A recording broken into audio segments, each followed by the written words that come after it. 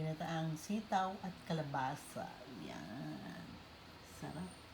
Gata. Masyadong magata.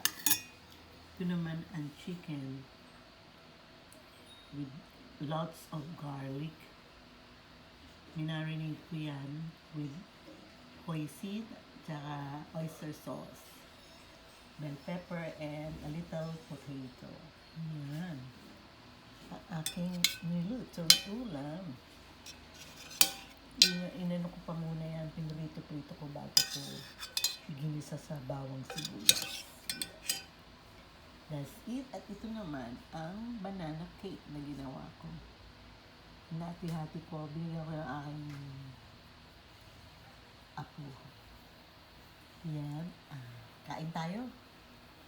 Let's eat.